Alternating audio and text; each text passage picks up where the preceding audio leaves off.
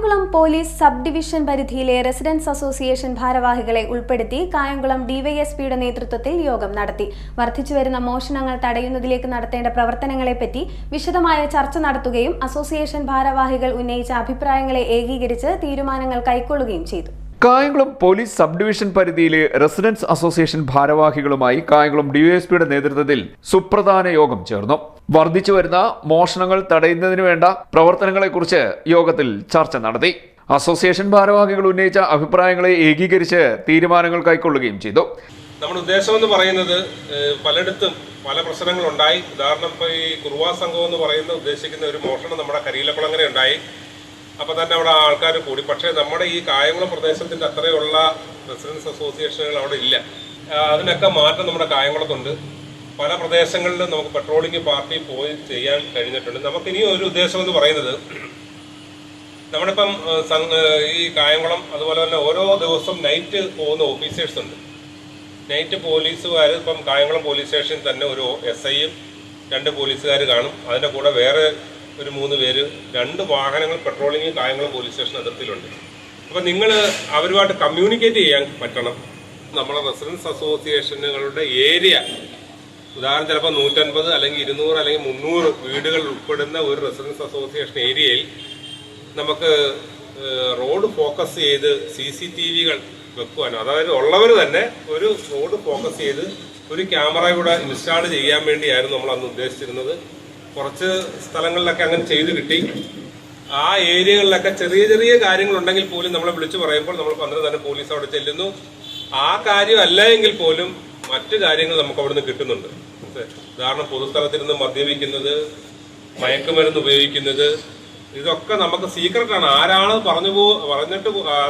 ആരാണ് നമ്മളോട് പറഞ്ഞതെന്ന് പോലും ഒരാൾ അറിയാതാണ് നമ്മൾ ആ സ്ഥലത്തുനിന്ന് പോയി ഓരോന്ന് പിക്ക് ചെയ്യുന്നത്.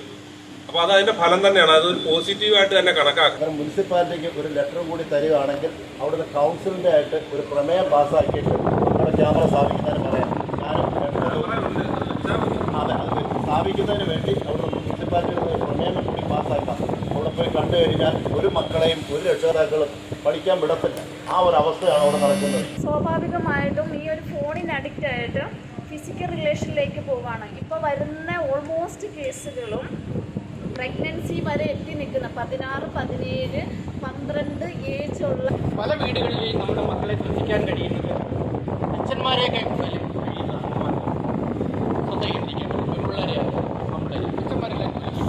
അതുകൊണ്ട് ഒരു പോലീസ് സ്റ്റേഷനിൽ എവിടെയെങ്കിലും ചെന്നാൽ ഞങ്ങൾക്കൊരു ഐഡന്റിറ്റി വേണം. ഞങ്ങൾക്കൊരു കാർഡ് സാറുണ്ടാക്കി തരികയാണെങ്കിൽ വേണ്ട, ഞങ്ങൾ ഇന്ന ആളാണ്. SIമാർ വരുന്നു, പുതുതായിട്ട് CIമാർ വരുന്നു, മാറി പോകും. അവരാരും ഞങ്ങളെ ഓർത്ത് വയ്ക്കണമെന്നില്ല. എല്ലാ റെസിഡൻസ് അസോസിയേഷനും ഓരോ വിങ്ങിനെ നമ്മൾ ഇതാക്കുക. അതായത് റെസിഡൻസ് അസോസിയേഷൻ അവർക്ക് പ്രത്യേകം യൂണിഫോം നൽകിക്കൊണ്ട് പെട്ടെന്ന് ഐഡന്റി, ഇപ്പം പോലീസുകാർ വന്നു കഴിഞ്ഞാൽ ഇത് റെസിഡൻസിന്റെ ഭാരവാഹികൾ അല്ലെങ്കിൽ വോളണ്ടിയർമാർ, പിന്നെ ജാഗ്രതാ സമിതിയാണ് എന്നുള്ളൊരു പെട്ടെന്ന് ഐഡന്റി ചെയ്യാനുള്ള കാര്യം. അസോസിയേഷൻ പരിധിയിൽ CCTV ക്യാമറകൾ ഇല്ലാത്ത സ്ഥലങ്ങളിൽ അവ സ്ഥാപിക്കുന്നതിനും ഒറ്റയ്ക്ക് താമസിക്കുന്നവരുടെയും ആൾതാമസമില്ലാത്ത വീടുകളുടെയും വിവരങ്ങൾ ശേഖരിക്കാനും തീരുമാനമായി. സമൂഹ മാധ്യമങ്ങൾ വഴി പെൺകുട്ടികൾ ചതിക്കുടിയിൽ അകപ്പെടുന്നത് തടയുന്നതിന് മാതാപിതാക്കളെ ബോധവൽക്കരിക്കുന്നതിന് ക്ലാസ് സംഘടിപ്പിക്കും. സ്കൂൾ കോളേജ് പരിസരങ്ങളിലെ പുകാലശല്യം ഒഴിവാക്കുന്നതിന് പെട്രോളിംഗ് നടത്തും. രാത്രികാലങ്ങളിൽ ഓട്ടോറിക്ഷ പെട്രോളിംഗ് എന്നിവ ഉൾപ്പെടെ നടത്താനും ജാഗ്രതാ സമിതി രൂപീകരിക്കാനും യൂണിഫോം ഉൾപ്പെടെ അസോസിയേഷന്റെ തെരഞ്ഞെടുക്കപ്പെട്ട വോളണ്ടിയർമാർക്ക് നൽകുവാനും അസോസിയേഷൻ ഭാരവാഹികൾക്ക് തിരിച്ചറിയൽ കാർഡുകൾ നൽകുവാനും തീരുമാനിച്ചു.